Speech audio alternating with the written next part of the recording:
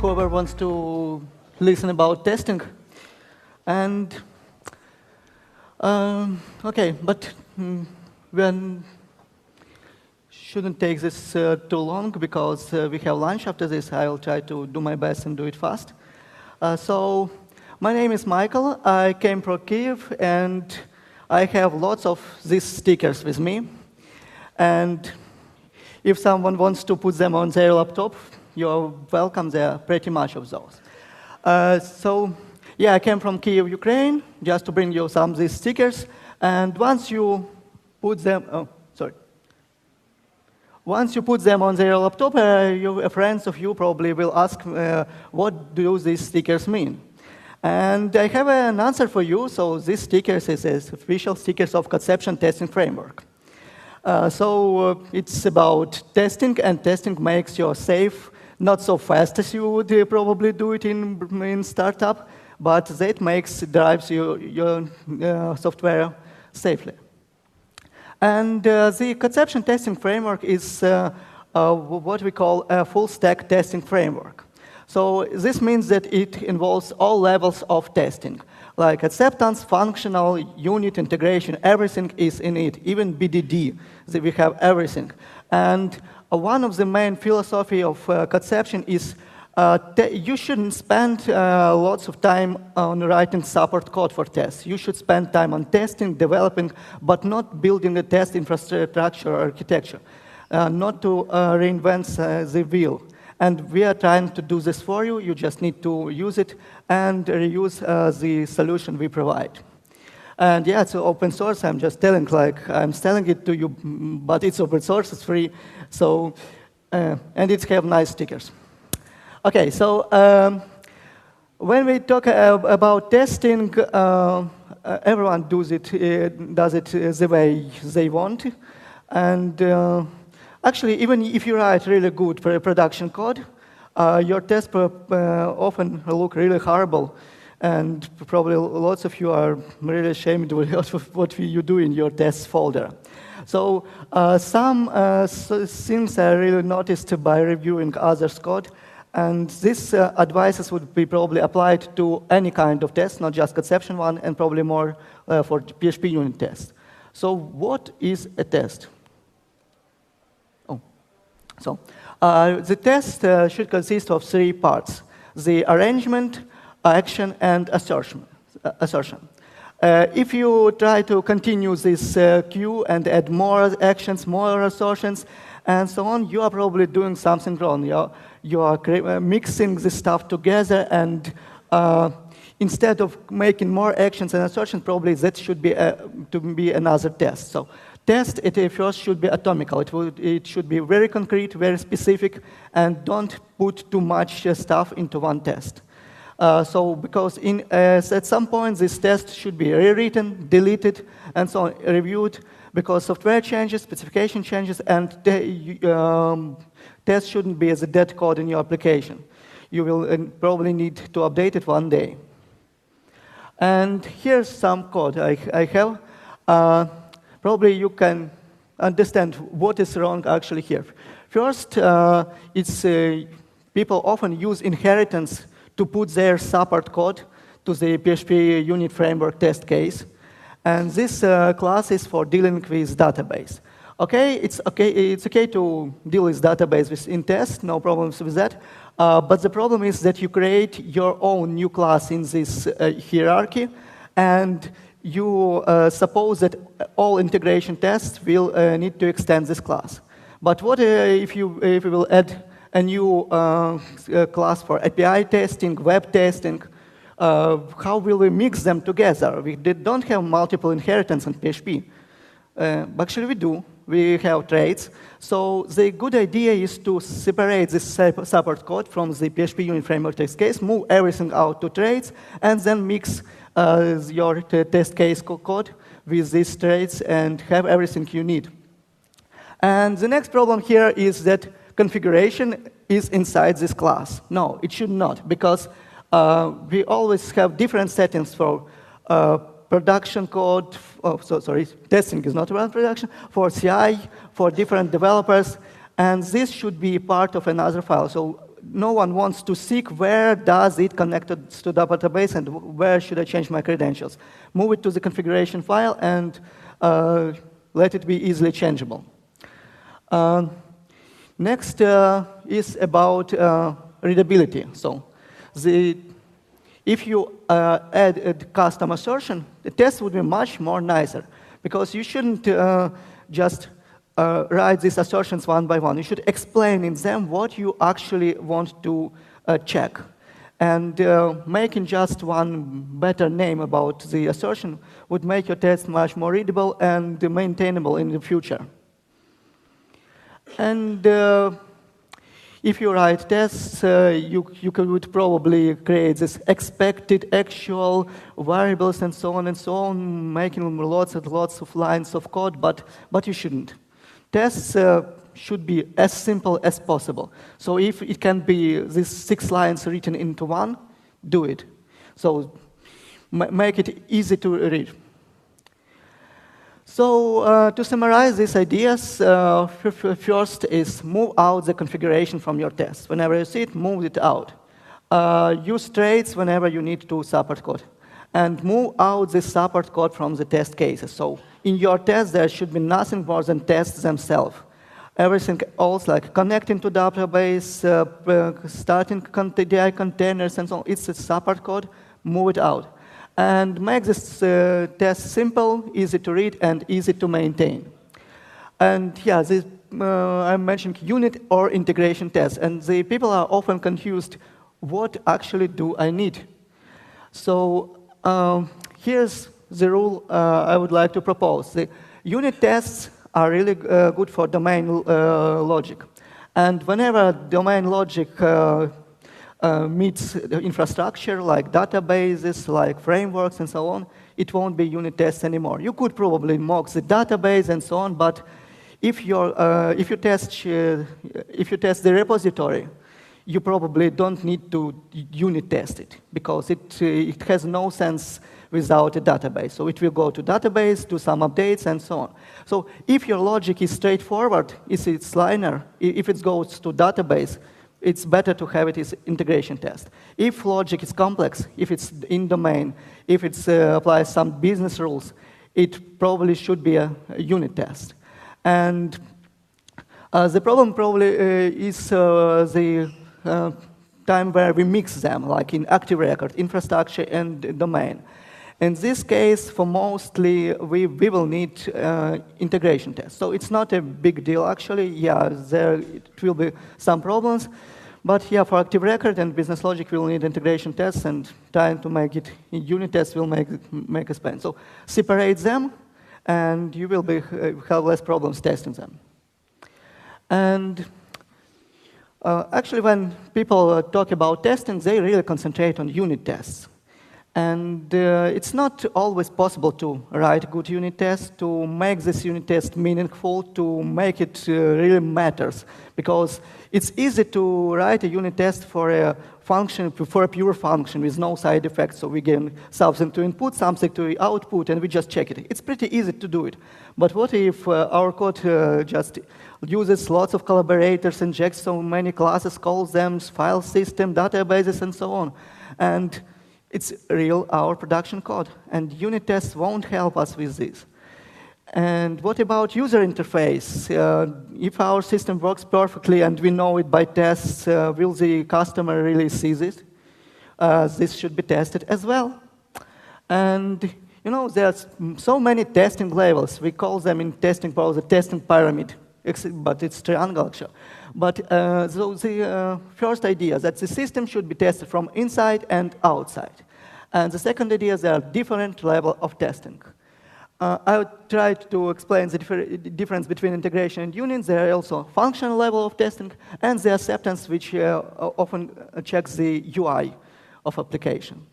So for PHP application, UI is web part, so this browser thing, and functional is like accessing the application without using real UI, but from inside. Okay, I'll show you. So you need all these three levels, and this pyramid explains how many, in proportions, this test you need on all these levels. So you need to have lots of unit tests, fewer UI tests, and here are the reasons for doing that. So UI tests are really slow because they use a real browser, database, and they are really fragile in execution, because if a browser doesn't respond in time, test fails, but it doesn't say anything about can customer do it or not. And it's really complicated in execution and maintaining as infrastructure, because you need Selenium server, database, web server, everything prepared and running. However, they are stable to internal changes.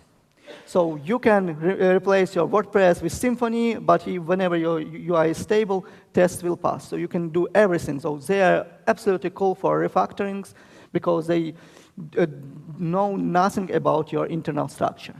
And they're really fast to develop. So you develop this test like you click inside the browser.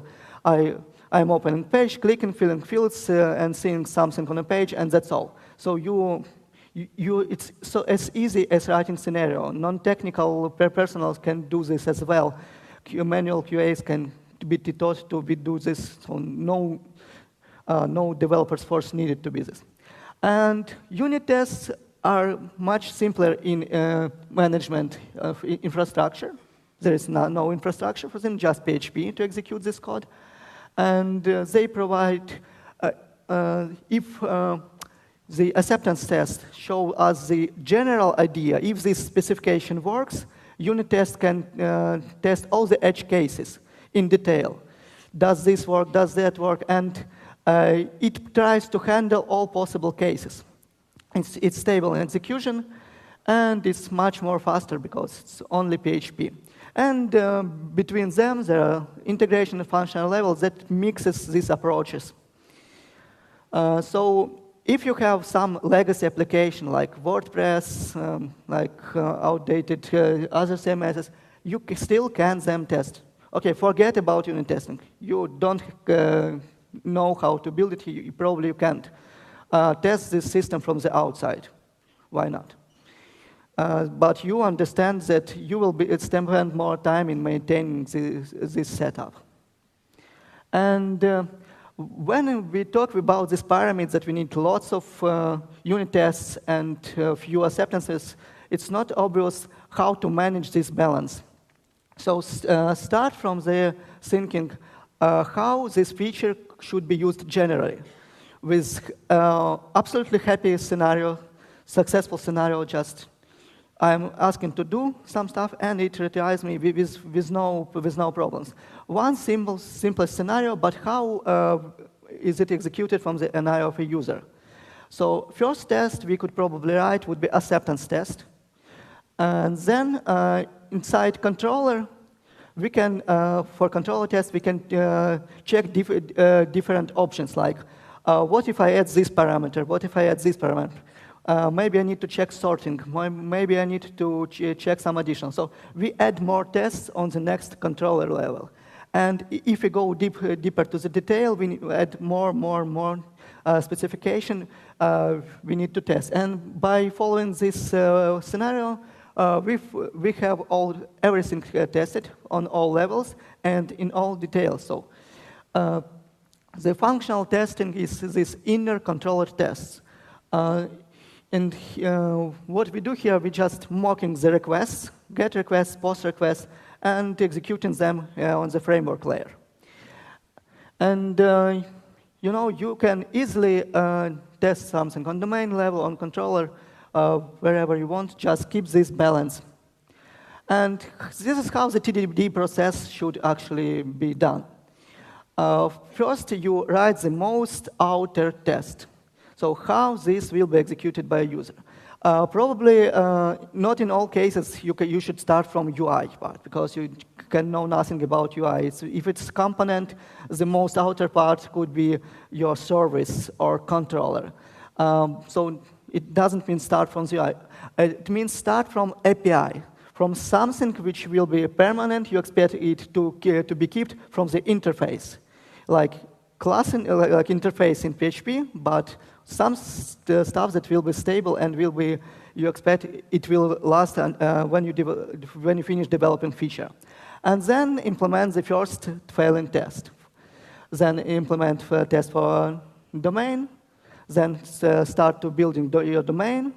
And once you feel finished with building the domain and tests, make your first outer test passing. So the TDD process goes from upside down and not from the tiniest pieces. Oh, I can test this class, let's do it with TDD, but how will this work with other classes? I don't know, let's keep it. Don't do it, sync from the feature from the outer. And you know, on this diagram, they call it acceptance test and unit test, but you are not limited, as we learned, to acceptance and unit testing. We have functional integration. Do it the way you are comfortable with. So by comfortable, I mean wherever you think that this is probably can be more easily tested on functional level, do it on functional. If it's more easily on integration, do it on integration. If you don't know how to do it both ways, use acceptance and so on. So think at which level you can write this as a test and do it. And people often think, okay, I'd better write more unit tests instead of integration because of speed. Don't think about speed. So today we have SSDs, we have really powerful TrueX to speed up your test. So better to write slow, but really simple to understand code, that code with lots of mocks, with lots of instabilities, with lots of assumptions about implementation. So make the tests readable at first, and then think about speed. Speed shouldn't be matter for you. Don't wait for refactoring, because refactoring won't happen without tests. Write tests from the day one, and if you think that you are spending too much in testing, maybe you are doing something wrong, because tests should be simple to write and simple to maintain. Whenever you spend so much on thinking how should these tests be implemented, probably just choose another testing level and implement it more faster.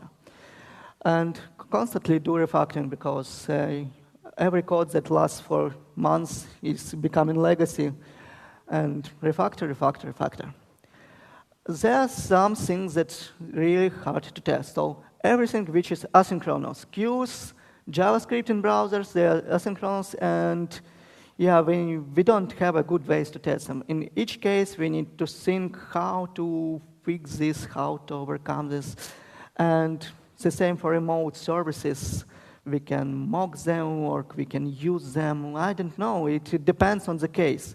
And if we deal with 20 gigabytes of data in our database, and this is part of our domain logic, because probably we are some GPS startup and we need to keep all the cities in database, and how to test them? Well, different question, and there is no single solution to all this.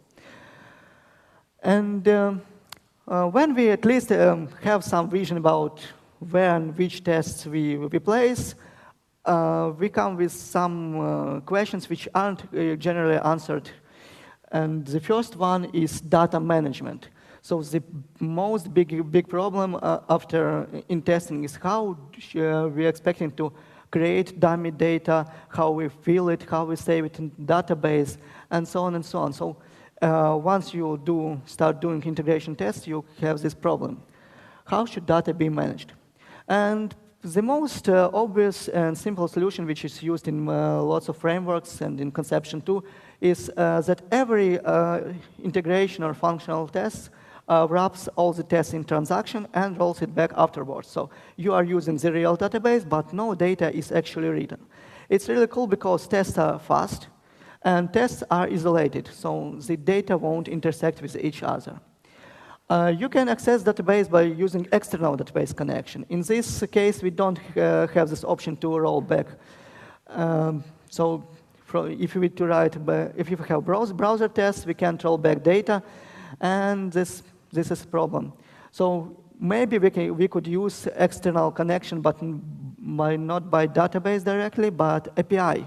So if our application have REST API, we could manage data through this API. We'll just send proper post, GET requests, and delete afterwards to recreate data. And how we manage data in tests. So we can create, the test can prepare its data in the beginning of a test. We can recreate a database between, so we have a database dump, which will be recreated every time and reused. Or we can create non-intersecting data. So each test will create new data values, and we assume that they will won't conflict. So the last strategy is really good for acceptance tests. So if in browser we register a user, you can just register as new account on each test and don't clean up database at all. But for unit functional integration tests, you can just rely on this rollback and have tests to manage their data. So data can be defined as I said, in SQL dumps, in fixtures, or in factories. Factories is a modern way. This idea came from Ruby on Rails. So you just define rules how the data should be created. So you define rules how the user can be created, how the posts all your entities, and then you just say, I need for this test, I need 3 users. And for this user, I need 3 blog posts which he owns. And this user should have 5 comments. And this makes tests so simple to write and manage. So one of the good libraries out there, which works with Laravel, with all active records, and with Doctrine as well, is FactoryMuffin. And this is how you define rules in FactoryMuffin. You use Faker library, and you place these rules, and then you can call it, create me a user, and it will do it, and it will can even store you in database. And afterwards, it can delete everything it created. So another thing is testing APIs. I don't know how people do test APIs if they do not use Codeception, to be honest, because the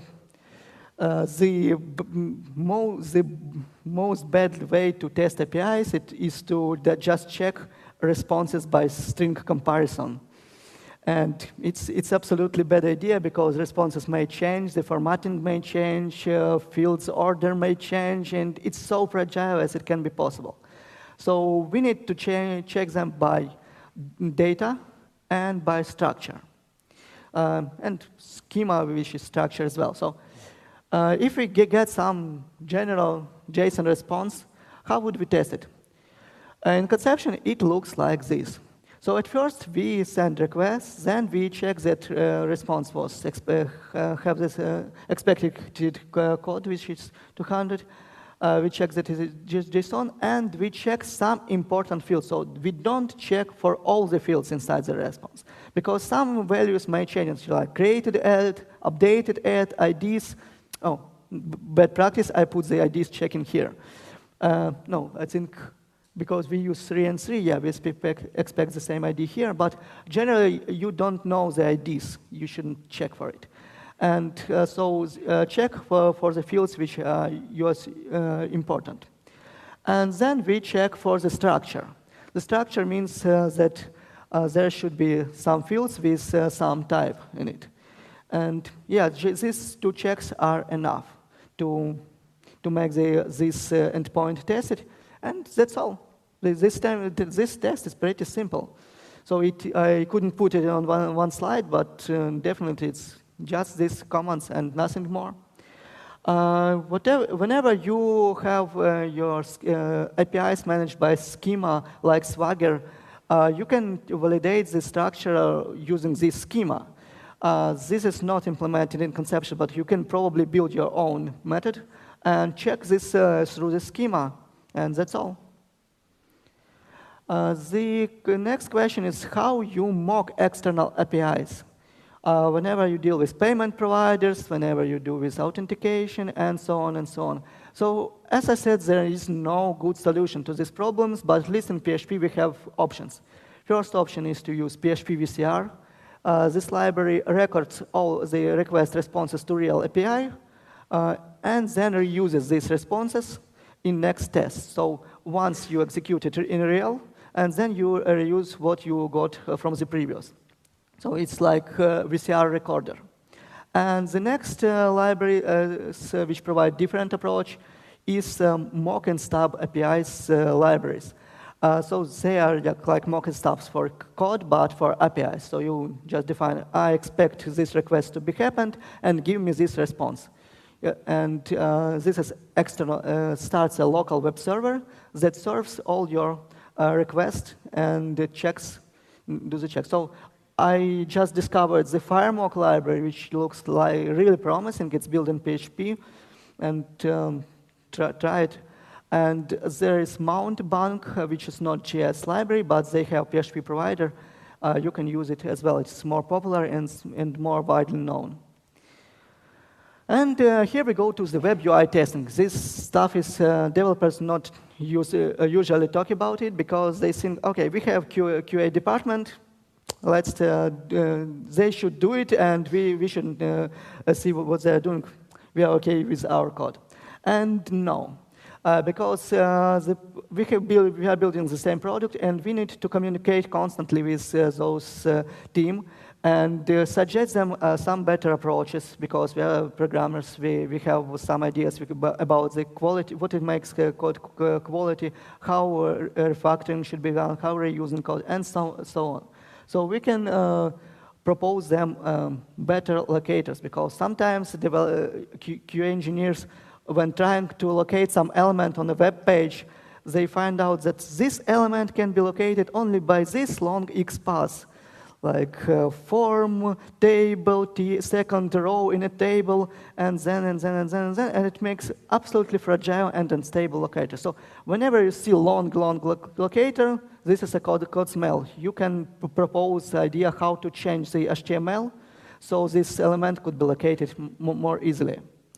And if your QA department uses different languages than you, then probably you can't help them as much as you could, because you don't know probably Ruby or Java or whatever they use. So use the same language. By doing this, you at least have some single vision of the internal quality of your product. And what can also we do is propose some tricks for data management. So we already know the FactoryMuffin. We already know that we can use REST APIs for data management, and we can show them how to connect to database. Because if they will try to solve it on their own, they will make a really fragile and unstable test, and they will be constantly failing. So what current tools for web testing? So the most popular one is Selenium. Selenium server runs, manages browsers and allows them to execute commands like opening browser, interacting with the browser, clicking on website, and so on. And the good point of it, it uses real browsers. They can be started in windowed mode or in headless mode if you are running them through Docker container. The most popular, I would say, solution would be not to use Selenium and use PhantomJS, because it's simple. It's like a real browser. You can start it with no dependencies. It runs everywhere. However, I need to warn you, it's not maintained anymore. So whoever uses PhantomJS, it's not maintained. If you have hit some bug in it, you are on your own. No one will fix it, because the code base is so complicated that no person could actually understand what it happens, except the main maintainer, and he had enough of this pain, so he resigned. That's recent news, so don't use PhantomJS. Start to thinking on switching to Selenium, and if you use Selenium with Docker, you have the same headless experience. Nowadays, the headless Chrome has come, and it's really promising, but it's not so ready to use tool, probably next version. So unlike PhantomJS, which you can install on CI servers very easily, just apt-get install PhantomJS, headless Chrome still needs virtual frame buffer, so environment, window environment to be executed. And it's pretty hard, complex to manage it. So it's a headless Chrome. It's still not a replacement for PhantomJS. So consider switching to Selenium, because for the CRUD, it's always they test it like this. They create something, they view something, edit, and remove. And this is a single test. And it's obviously an anti-pattern, because it is different features, and they shouldn't be tied together. So split them in 4, and use data management options to create, delete, and post, because this is absolutely different feature, and they should be tested independently. So you don't need to, if your test fails on edit, you don't know anything, is delete working or not. And sometimes such tests will be really long in execution, and it's not effectively to run all of them just to check one if delete working or not. And 5 web servers. And if we use some Redis and queues and something like that, we definitely need them as much as processes. And it's really, really hard to manage and maintain. You are not everywhere sure if when the collision happens. So nowadays, you are using Docker for this, and this is one of the best things where Docker fits really good, because you put everything in container, and container is isolated. And yeah, do it with Docker. You just get the application into the container. You start all the services you need, create the script, and once the container finishes it stores nothing to your drive. It just produces you with the result, and it's absolutely cool. So you can have as many processes on your server, just add more memory, disk space, and so on, and Docker will work for you really good. And you use Jenkins Matrix to run concurrent builds. So we prepare the databases. We add all the services we need, and we start this inside the container. So the basic script will look like this. So start Elasticsearch, engines, PHP, MySQL, Phantom, Mailcatcher, and execute tests. We use the parameters 1 and 2 to name these processes. So if you for acceptance test, for different applications and for different kinds of tests. So in the end, the executed test will look like this. So we provide the parameters: front-end unit, front-end functional, back-end unit, back-end. So the type of test and the type of application, we pass it to the Docker, and then we receive on each configuration, we receive the result. The good thing about it, if something fails, you will see at which part it fails. So not everything failed. You will know that failed only API acceptance. Let's look into this, what happened. Because if you execute all these tests in one CI and fails only acceptance test, the information like everything failed is not really usable.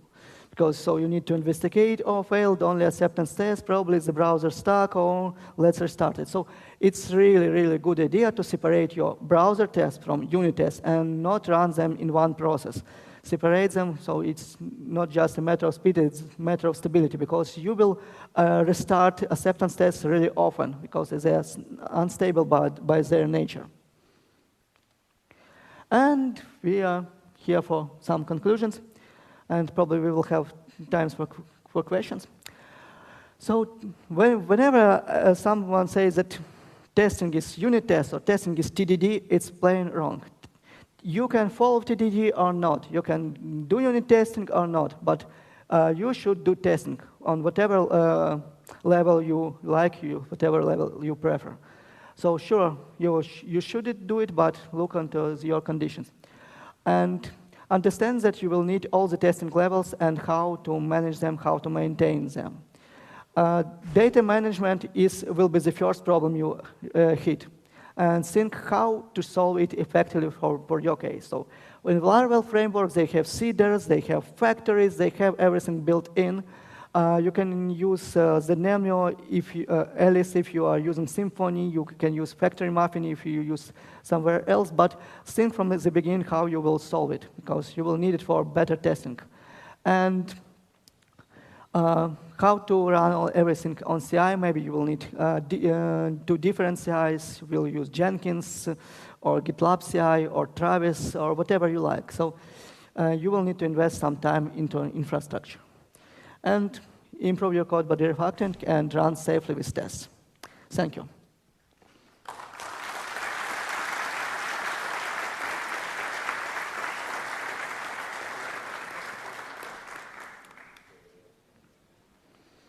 Okay, so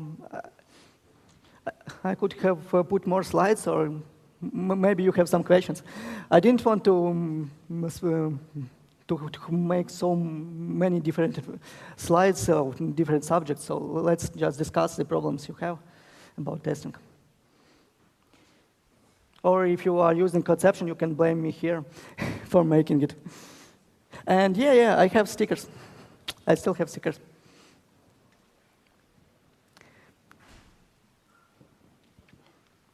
Hi, Michael. Hi.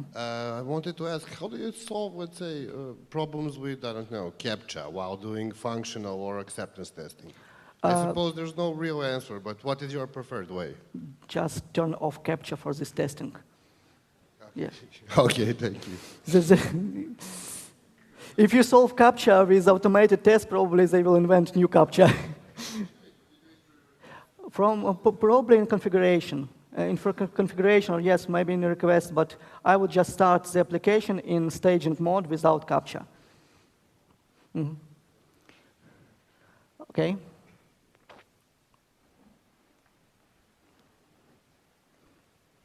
Any other questions?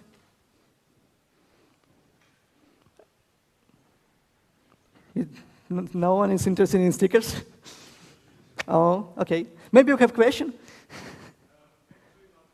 Oh, too bad. But thank you. Okay, then if you still have questions, I'm here. So, okay, thank you. Let's go to lunch. We will be the first there.